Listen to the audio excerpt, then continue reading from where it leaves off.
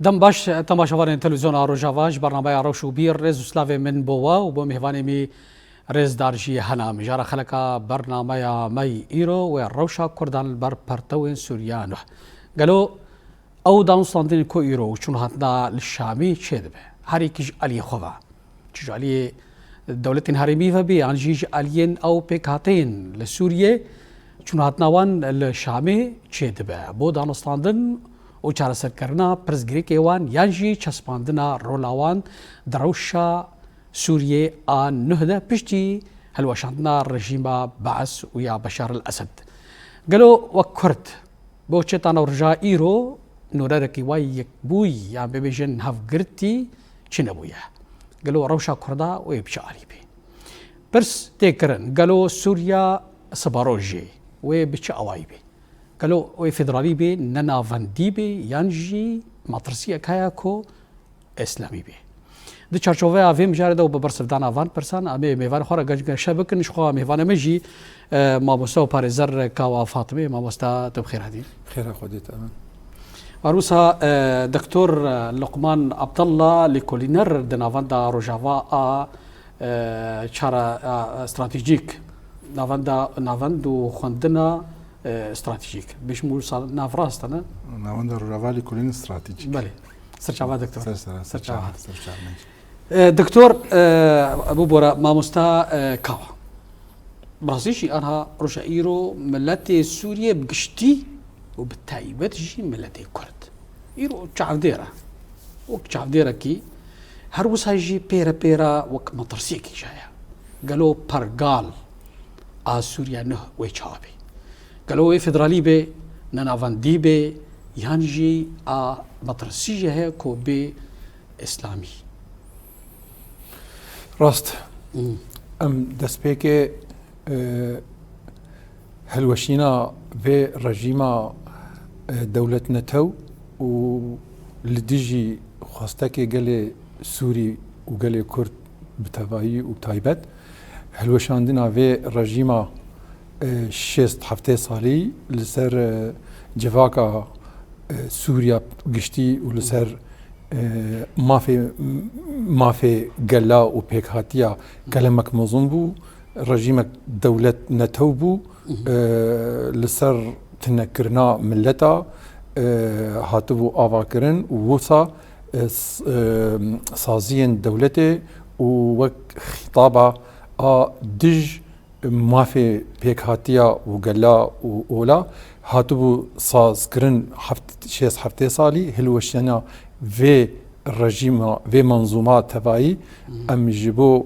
قال سوري تبعي وقال كرد محمد بيك هاتين جو ما في وان هاتبو بين كرن أم بيروز دكن جبو وهيفي دكن سبروجا كجش حمو بيك هاتي وقالوا أولو كيم نتو سوري تبعي ما في خا وشارة نوسيا خا بدستي خا باتفاق دستورة كانوا بيش روجا كانوا حق خا مسو قرب كان ام فيها بيروز دكن نجحمو قالوا بيك هاتيين سوري را بلد ما مستا انها روشا سوريا بهيفيا افانابي بخوزيا افانابي بخويايا الهر آليك هيزا خود خوازي بهترين دروشا سوري ده خرد بكي وبخوازي دخوازي بارا كخوا دندري في سوري دي بچسبيني تبرسوا من ده قالوا وي فيدرالي بي يا وي اسلامي بي نافاندي بي بشاواي بي راستا بيف غريداي تفد زانن هندري سوري ده پرچبونك جواكي چه ببو 14 سالا هيزن ناف نتوي و هيزن هرمي دستيوان دحمو پیشکتن و آلوزی یاد سوری 14 سالان ده هبو و هلبتی رژیما لسر میراتکی گران استخباراتی دولتک پولیسی لسر هیمت چوساندن و ظلمک مظن لسر ویگلی مزانی تنه به هزا گل سوری تیره نکر 14 سالا گو اف رژیم به هلوشاندن هلبتی اف رژیما گو هبو 65 سالا هفالبندي وي هبو لسر دنگي لروجلاتا نافين هبو لسر ويا عمري خوا جیان دکر و دریج دکر و نلهف کرنا دولتين هرمي ازول هيز ودولتين مازن وك روسيا امريكا ايران تركي فان لهبدو نتكر بجفاكا عربي في افراجيم جده صالا فرده مريبو افراجيما سياسي مريبو ل اعلان كرنا مرناوي درنگ دما 10 سالا درنگ ما لهف کرن كنبو تشتي ايرو بازدار و دهرو رودار سوري لهف کرنك نابنه توي چيبو اراداك دولتين زولهيز چيبو يك همو هيزن جو گريداينه ب پشت گرنا في رژیمه هفته اکتبر هفته جوتمها 23 حيانها اف پیشکتنن جو لغزاي چيبون لبنان چيبون بله ما مستمع امر ما دكتور جبو خاطري ام سرويجينا دكتور انها مطرسيك وكما قلت مطرسي د سرال سري بيجها جغرافيا السوري دا ايرو مطرسي هيا تاجي كود هندريه ملتا بيش سر اواكرنا برقالك رجيما سوري قالوا وي فيدرالي بي انا نافندي بي يعني اسلامي بي افيك ادو يم مطرسيا هري جرانجي كو رجا ايرو جادا كردي جويكيا كو صبا دونالد ترامب دركبي وقوتارا كي بدي سرفكشينا امريكا جوي حريمي قالوا باوريات دا القر روشي وشهابي وك يكجي برقالا رجيما سوريا اسباروجي مستقبلا وكيدي سر هيزين امريكي هرمي دا براستي جبوك برقالا سوريا نافندي ياغو وردانين يا شامي طبعا ويدر كبير شارنوسا او مصيري قالي سوريا حمو بيفكر دايا طبعا ها حالي حاضر ام بيجن بنظر بيقولوا بي امريكا رج بتشما جبركو افناكي قالكي كارو خبات جيرفي وك توقع يعني امريكا بيجن فيجن هالفرشيا المسائل والحلول يعني عربي بيجن يعني مساله شاوايا دوز شاوايا وي شاوا شارا سرجبي هاجر جو سيستمك او برغالك نافندي بي فقري سوري فقري هنا بري ايام حكمي بعث مالا اسد وفقري عين تاس وعين حمام نفسها تشيكي بكري ديسا دميني مسألة دسالات دارية ديسا مسألة باشخصنية ديسا مسألة اقصائية وتمام جهبتي ده اذا اشهر السريا نافنديش سوري لا وارد بيجي معناته ناخوازي اف رايدار اف كاسينها جو بشي جو سوري ده ناخوازن جو سوري بيجي اراميه وشهر السريا بيبي اوك افغانستان وفي رجيم دين سواء اسلامي بيان جي نافندي بيدين ويجبوكو سوري شهر سر نبي طبعا الجورنها كشداني جو تشيد من جو هرتنين جو تشيد من هريمي ده وحميرو جهتا نافين ده اف يكهانيكي تجاري برجوانية نهيزي نافنتوي نهيزي هرمي تجاري جور برجوان ديوانه جبولوجي احتمال رجاء جو برجال نافندي بي ويجركي زعيفي وكيمبي بهترجنها احتمال ده احتمال هنا يانجي وتقسيمها سوري بي بارشا طبعا افجي ويك جوا انجامي جو هكا نافندي بميني يعني دوا مسألة نانافندي ومسألة فدرالي ويكيتيا كفدرالي وكحمو دولة الدنيا ايغو بهزنا هنا امريكا روسيا سويسرا فرنسا امارات العربية حموجي فدرالين يكيتيا ما نديت يزعيف وبالعكس بهتر قوين تردبن وافج وكما قلت كذا خدماتها برجواندين دولة هم هريميجي وهم نافنتوي وهم هي زي مظن الدنيا ايضا يعني بيجي وقت شاريكا هري جونجاو جروشا سوريا دا وك بيكاتين رنگ قلق بيكاتات دهنا قرقا بيجن وك نافندي يعني فيدرالي شماش بقو حتى ذهنيا ملاتانها بشتي انا هم بقر بري 6 صالي بري 50 صالي او مسألة يعني بيوندين نافبرا جواكا دا كيم ونقلك او وسائل التواصل الاجتماعي بعرف يجيبوا فيهم بيقولي فيهم كرن او كيم ونقلك يجيبوا شاخي جبولوجي تجاري اذا قال هناك ندهاتنا يعني نما اذا الواضح ساندن جو انه شبرغال شي بنها اذا قبول نابي نايب تشوج قوي قبولك نايب مظنه قبولك سري حمو يعني امبيجن السوري سر خاكا سوري حموكي وي بهتر بخوازن جو سيستمك هم ديمقراط بي هم فرنج بي هم جي وكان هم قوت ما نافندي بيج بكو إذا نما أو خستك وان بهوريا وبف نما تي بسوغر كرن هاجر نأف دوريت دكتور أنا وك إيرو حكومة النهي شامي هيئة تحرير الشعب أحمد الشرع آلي كيفا وجعلي دنفا ملتي سوريا وأريبك السر دستوري كود ولاطي سوري ولاطي كنا نافديبي يعني ما قلت يعني ها هريك جواجي هريك جوا باش يعني نارينا كده هريك جوا بشكي جهزين عفنا تبيدي أمزان أم تمام زانجي إنه أبو أحمد الشرع أبو محمد الجولاني بتين عسكر أو نبخو هاتيا ونبهزا خو هاتيا ونبهزا خو هاتيا أطراف نافنا تبي هنا دولي وهم إهريمي هنا جو آليكاري كرنا حتى جو هايا في أستهاني أما رنجي برجالانو يعني شو خستكي وشاو بيرس ماندن أو ناكي از يقين كم تاريخ نبدأ استوابي قالك سوري هيا أو قال لي هنيك هنا ويلافرونن هنا ومفاوضات شيبن هنا وفيمانة جفاكي دستورة كدينه فينا دولتي إرادة دولية أو فرض بيس إرادة دولية تعريف جور خستكي قال لي سوري طبعا قال لي سوري جديت بخي حسبان راسه فينا دولية أما قال لي سوري جهنا دفي أوجي رأيك وهابي جور قال لي جور دستوري هاش فيمانة جفاكي جور شيء بالجور وبرجال ولي دكتور أول برسامة دي جبور سر ما مستمن برسامة دي بهيب ميل سر فاكشينا لشكري أمريكي جهربي ما مستا دبورية تدا أنها وك مطرسيكي وك حديثكي وك الباجع دا كردي هيا وقال لك كرد دوي هيفيه ده كوروجكي نونرنا كرداتشي بين ولو هفقرتي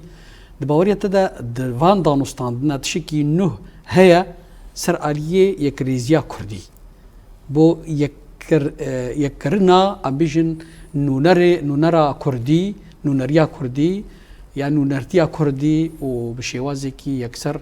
برخو بدن مشابه بحكومة الوهران راسته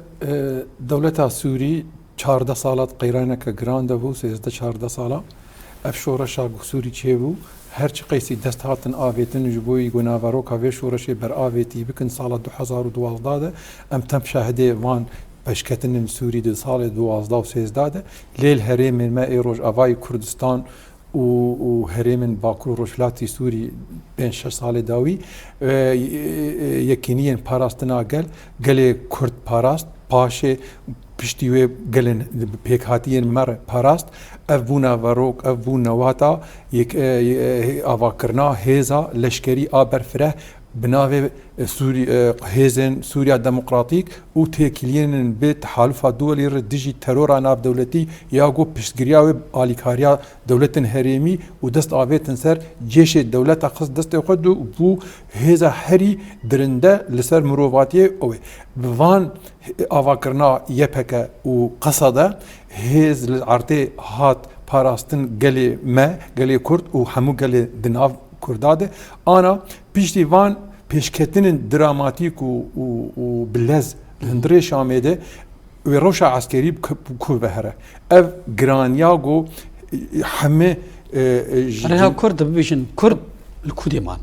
نمتيا سياسي امتين سربيا وقت جبو دا خوازا چارا سكر كرنا برزگريكا كردي معنى يكج هر برسن هاري گرنگ دهندوريه روشا سوري ده برزگريكا كرديه راسته امتين سربيا اجي انا هزن لشکری هنه فصایل هنه جيشا ارتشا آزاد خودي گراوی هزا عسكري یا جبهة النصر التحرير الشام هتشي هي هزا سوريا ديمقراطيك هي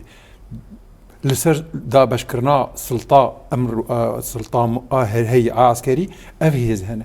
ام لفرد شد خوازن بيجن ام خوازن دتشتا بيجن يك اراده ناف دولتي كي بجارت جبور رجيمة اسد وبعث هلوشينه هزا ناف نتوي بالدولة التركية بأريكرنا اسرائيل ببلانا انجليز هتشي نقاندر يعني هزا رزگاریا شامی رجویر و بو اراده دولی اف اریکر ایریش شامی کرن و تسوری ده روزاد استاندن آلیه دیتر هزن گریدای ترکی جيش الحر جيش وطني عمشات حمزات احرار شرقيه ايدن اف رول جوانر ماينا ما يجبو يجو اجندن سياسي الدولة هريمي وقت تركا بين جيد هندري سوري ده اف دولة تركي نحطا داوي اجندوي نحطا داوي اجندي دولة تركي هندري جبهة النصرة هي جبهة النصرة برا ام اشكره بيجن ام زلال بيجن جبهة النصرة روجير هاد داني نظام بعث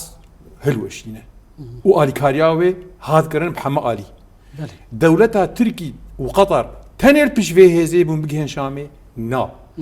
اف دولتنا قطر يعني بيجن رولات تركا وقطر تذهبوا رولات تركا وقطر تدهي نحطا داوي حا حدكي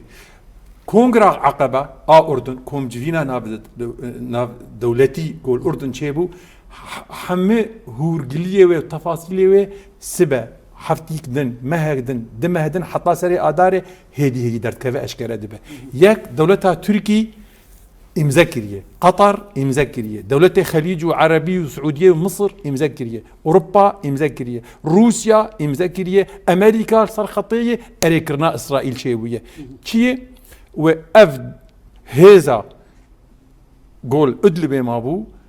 بشتقرياوي هاد كرن ضوء أخضر جير فابو شوقاكس كها شامي ليه ويجي بصمان دي قبول كريه بإرادانا في دولتي وآهريمي قو سوري بهذا عسكري راجن هذا باشفرو كفنا بارست شوفينيست عنصري هندري شامي وريج بيشكتنن فريفبن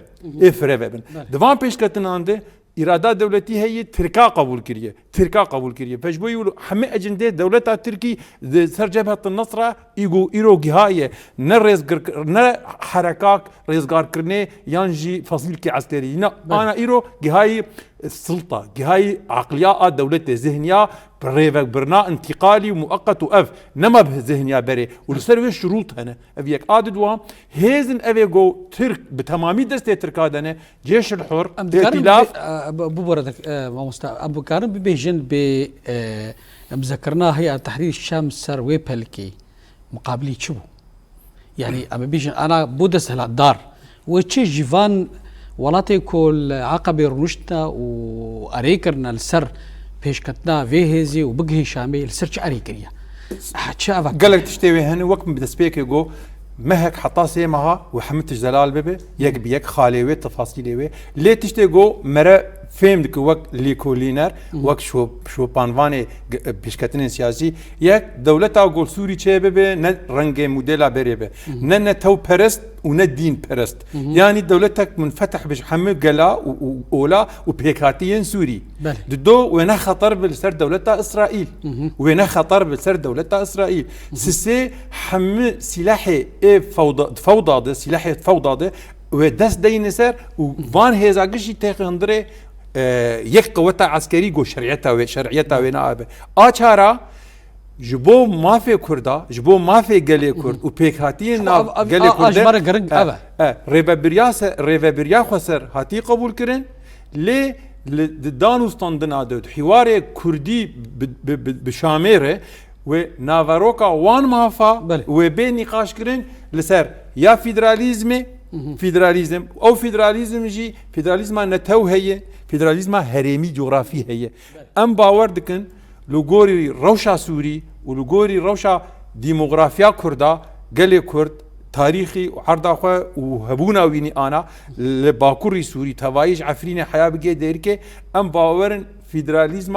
هرمي وچيب جغرافي وچيب برغو كرد وسريان وعرب وتركمان وشركس واشوري وارمن امناف هفد دجين ام ويه فينه جو فيدراليزم چيب يعني شفرات وبروج روجلاد افاوي فيدراليزم به اليه منطقي هندر اليه بحري اليه ساحل اليه فيدراليك هرمي به اورتا سوري شام حلب حياه بقى شام حياه بقى حمص حياه بقى درعا وفيدراليك به وريفابريك خسر وقت هايبت منديه قال ادرزي والمنطقي وانجي هبه السيرفيا هاتي اريكرن اما دولتها تركي وان شتين خو يبيف غريداي 12 13 سالا جو او بكارتانين جبو اجنده اخوان المسلمين ودجي رجيمه سوري اهبو جبو مصلحه خو دولتها تركي اما 10 ساله داویده خودی کرنا فان هزا تایبت علی دولت ترکی شر کرداب که کردا تنب که کردا بهجرینه عفرین برن دخوازن بگهشتن حیا جزیره وکوبانه و درکه خوستکا ترکا اوه لی ترکاجی تركا امزا كيري سر كونغرا عقبه اردن مجبور دبي لي انا دبي فوضى دي شخور دليزه اجندن فاشيست عنصري ام باورن ناتش سري بله دكتور لقمان بوبر هناك صار تدريش كر برسامة او بو سر وكان بابستاد بيجي العقبه تركاي سر عليك سر اشخوات شيء ام كرد يا هاري جماره جرينج برس جريكا كرديه ليه مترسيك البا كردها يا كو امريكا صبا دونالد ترامب بلانا كي بدي وكاد بيجي قطارة كي بدي وخوش سوريا فكشيني هند بيجن دبي امريكا وك شرط مرجع كي بيشا ريفا بريا خسردانيا يسر هابونو ونبونا كسين بياني ايكو دهندوريا ريفا بريا دا كلو تا كجارة دي ام بيجن امريكا دي الفرب ميني يا ام بيجن رازا احتمالكو امريكا خو فكشيني قالوا وي وك افغانستان الكرداوري هين اب بطرسي هنا جم كردا بري براستيجي وقت قلت ما مستتكرم كري قومانك خيا جم قالي كرد باعتبار 2019 هذا مدي تشاوا خواستن خوفكشين خو نفكشان بشكل بس اما ويشا خيجي قالك رايدار امريكي قالك اي خدي هيز الويدي قالك استقاله خجدا وكوزاره الدفاع فيجو ترى دونالد ترامب سريكانيه جبولو جي قالك استقاله خدان وبالتالي دي سفقران استقاله خدان جبو خاطري هبالي قالي كردبون امريكا هاجر يعني امريكا جو راستا جو تشكيناك الشرق الاوسط دنا بانا رجعتنا فيندا بلكي خوكشان بالي اما يرو برجمنديه هنا خوازي يرو تركيا شيرا بنقها بري نبحاجتي كردايا قمرنا فيناك من هنا قمرنا فيناك ها تركي براستي دوسيا رجعتا نافين ورجعتا نافينيانو تسليم تركي بو تسليم اردوغان بتايبت بو لأما تركي جريا خدرك تركي بهترجي طمايا هناك عثمانيا نودا انه مساق الملي فقريني برجوندي خوا دانا بيشا برجوندي نافنتوي افهش جو تركي بكوي بجا مجارة جديدة جريا خدرك بيجي صدام كو سيناتوري امريكي داخواز قرنا كو تمام جزائر سر تمام عين جولي بقو تركي جريا خدرك وخواست خواب دي بيش ومديت نها بين حتى وك ميناككي دماغو تلفزيوني فضائي دركتن اي امريكي قوتن تي تي في وستار وشو هناك دركاتن جو امي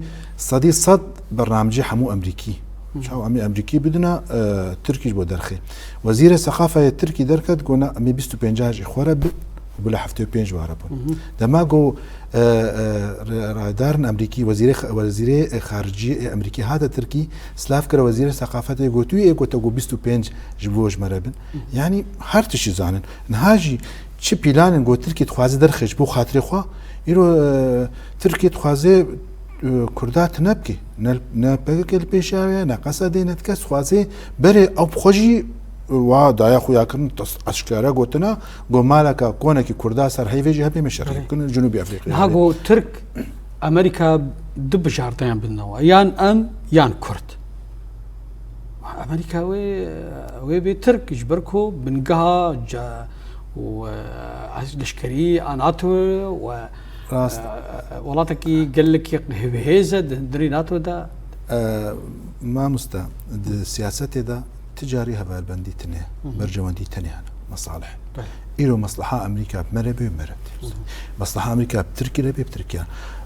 أصلا قومان هاسر مبنات تركيا ناتو وجبا قرولا ناتو دا نما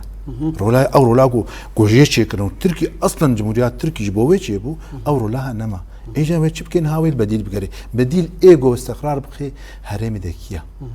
ايجو متطرف به نها سني متطرف الشيعي متطرف نولو سواء ها اردوغان اخوان مسلمين مسليني جانبك نجاة برستية والتطرف المسليني يعني ملا ايراني ملا التشيع التطرف افهردو جي تطرف هم جبو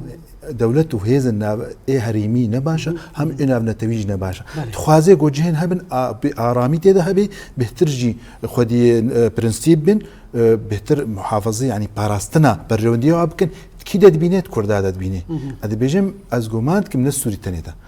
قالك دولتي دردوري سوريدا ايجو حق كردا هاتا شو ساندن شايك سبيكو دا حتى وكانها اذا تخوازن وي او شاشتيا جوبوجي تخوازي اذا صراص انا اوك امريكا انا انا ما بيجنش خو سياسه دولي جولي هريميجي هريك برجبو برجوندي خد بازي لي تاروجايرو اف تشندروج وعالم تفدشي وتي البايتخت الشعبي ولقى الحكومات انه دروني لي تاني كرد تاروجايرو انه نرتيك خوتشينا كر تاروجايرو جيفينك برفره تشينا كرنا قالوا دي اف دا خوازي كوتين كرن وك امريكا وفرنسا ايرو او دخازن كو كرد لافرونن تاروجايرو لافرون مشنا فسدم شيء تشكي انه هيد في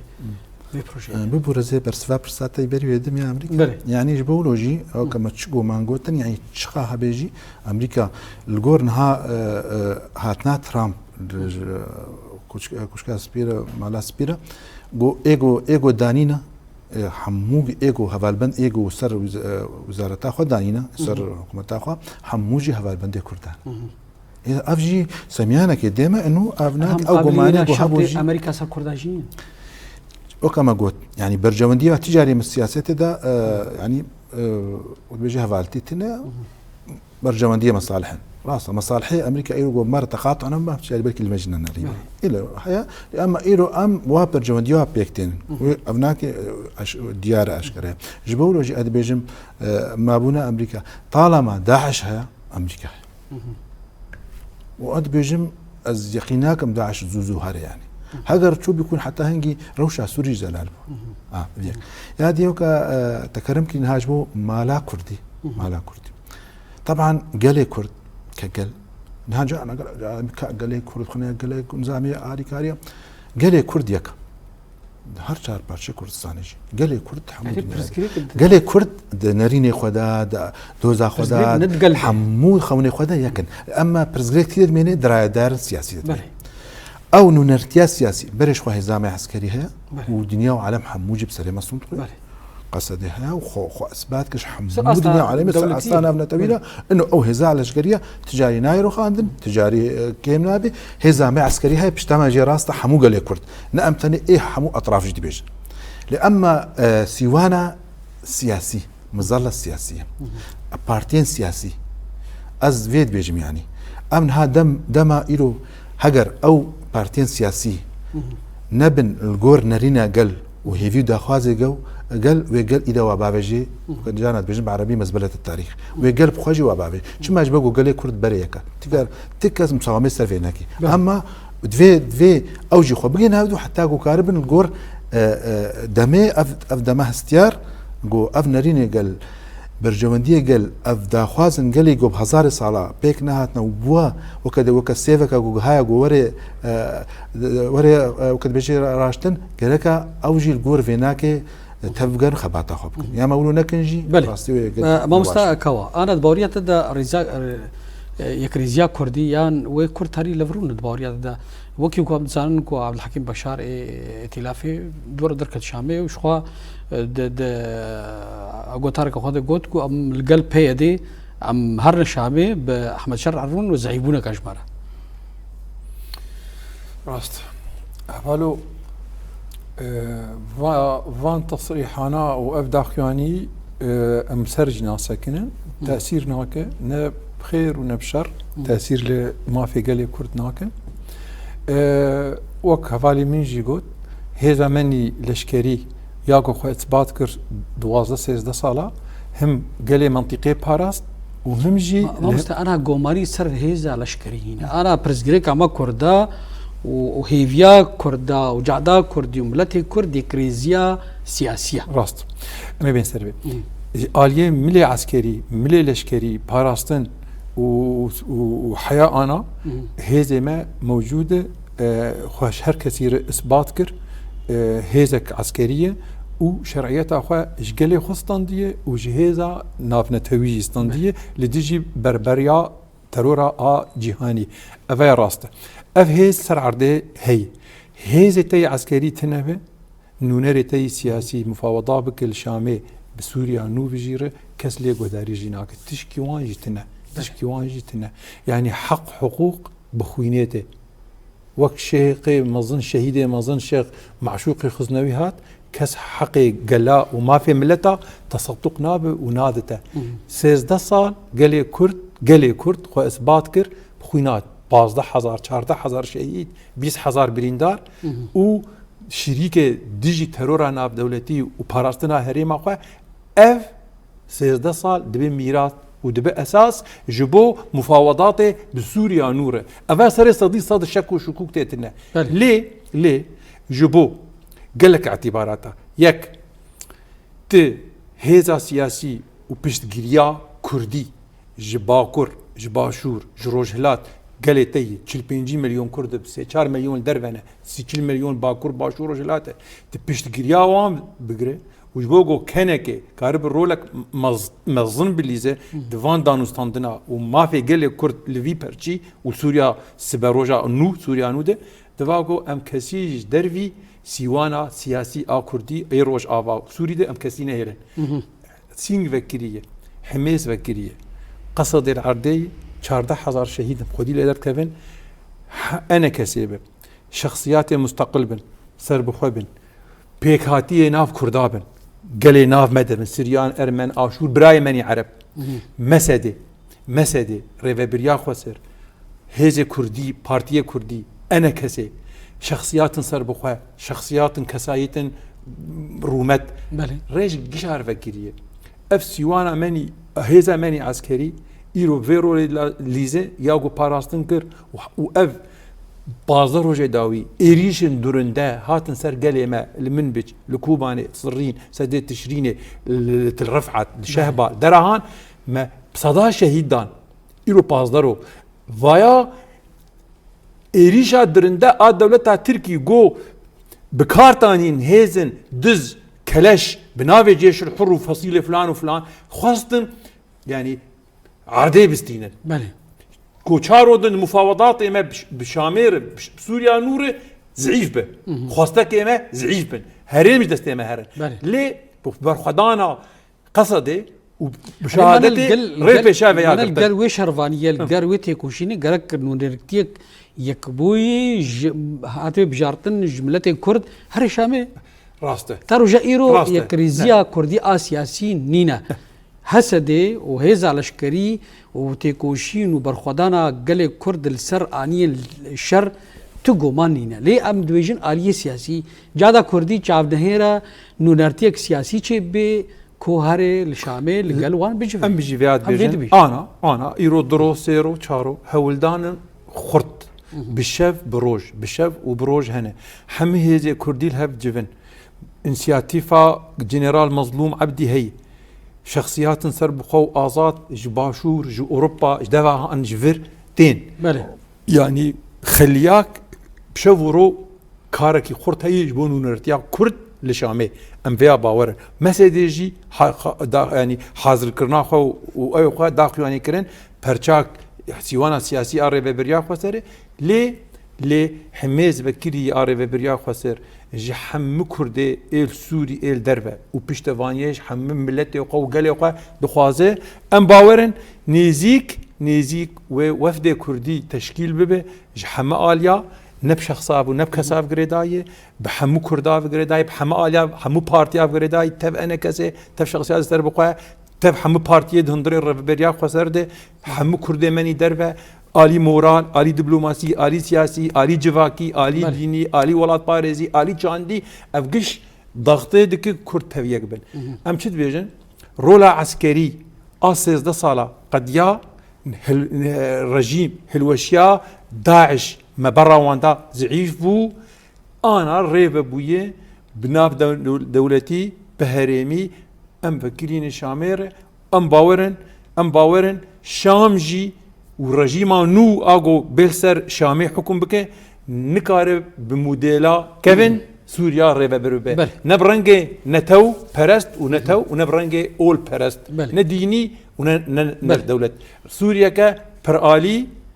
نه ناوندی سیاسی هم دستور کنو و مرحله که 3 4 5 6 ماه در باز دبه هر کس دوی حاضر به و دوزا مافی خو بکه و مافی خو تاخد دستوره به پیمانیا جواکی یکنو ام في باورن كرد هندري 5 روجاده حفتي كي 10 روجاده والشامي بن وما في خلصر ماسي ودينن والعرديج هيزاوان هي علاقات وان هنا كرد نكردي بري 100 سالينه نوفدي كردي اللوزاني والسيفري والدرهان جو امل سر ماسا تم تخسري ما وين داتر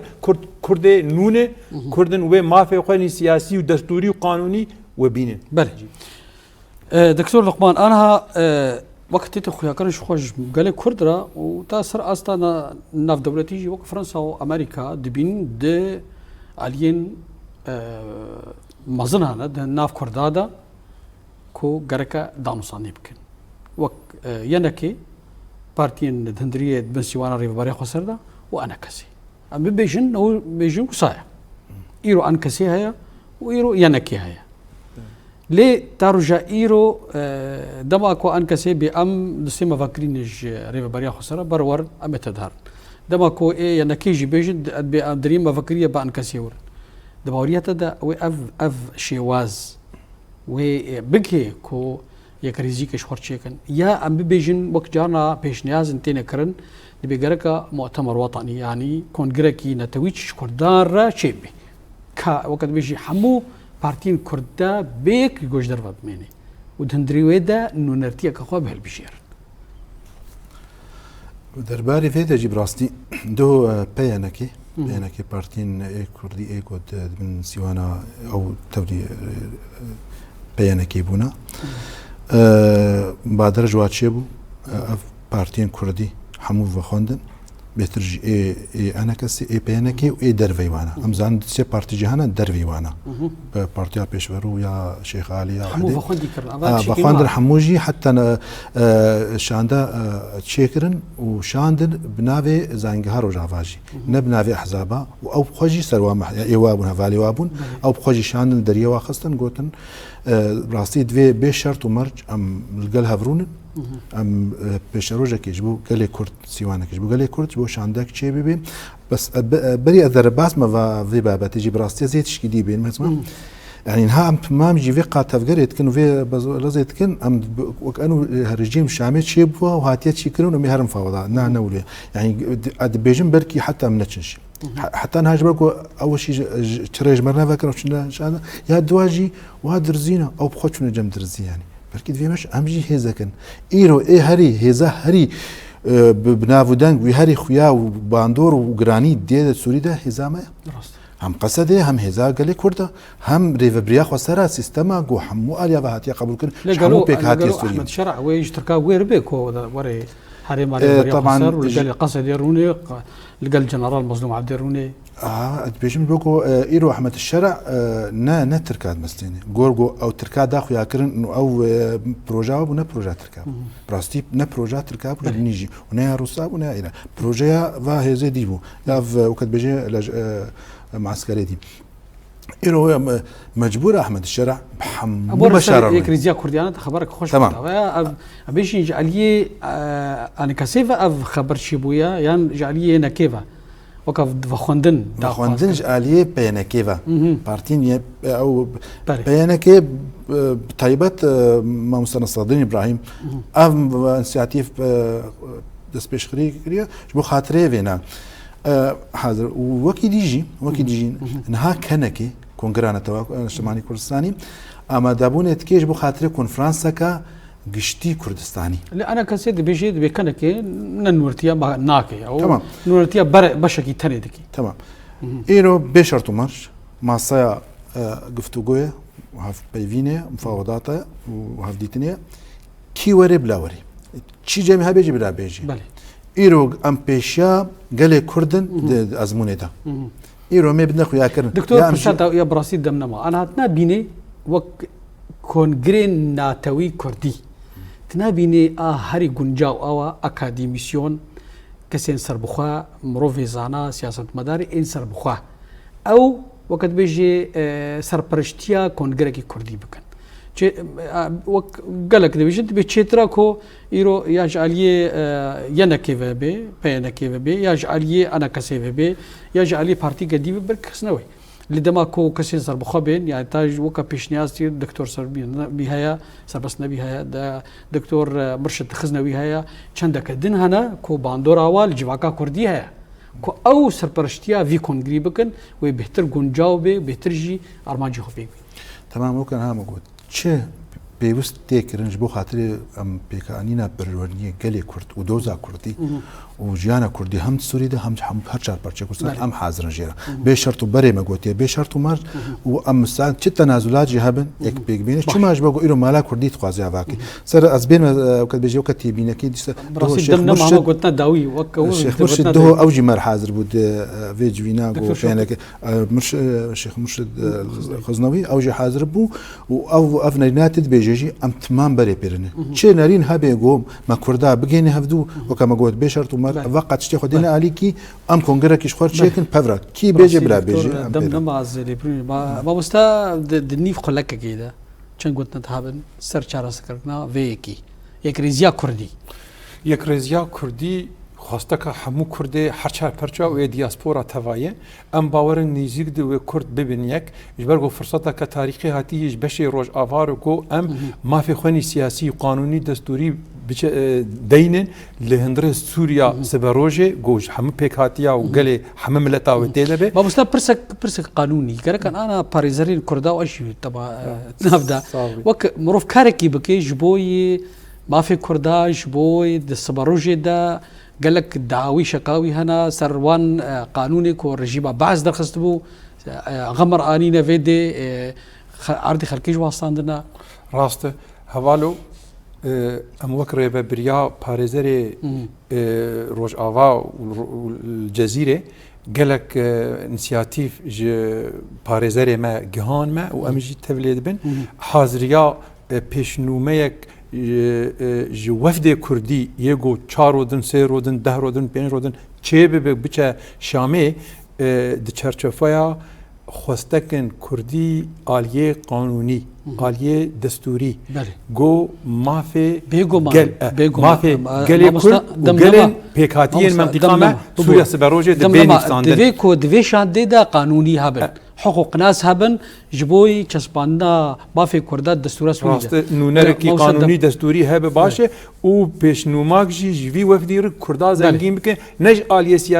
سیاسی دستوری قانونی سبروجه سوری گلی کرد پاريزر كوا فاطمه گلکس پاس بو بجداريت تدوي خلك كده گلکس سياسياتن گوش باجار حسك تخوفستان حاضر بمره ام پیروز کن وان روجن گوگل مته دی ام دیگه بر سرکفتنه گلی ما برا باور بهزا خو سرکفتن آمي بله دكتور لقمان عبد الله جالس باج بو تجي قول بجداري خلك بوي سر شواش باج ورجي ساعت خوش بله تماشاوان التلفزيون روجافا فيها وامكان داويه خلك برنامج اخو ايروتا مجارك دنو مهوان دن بمن خير وخوشيده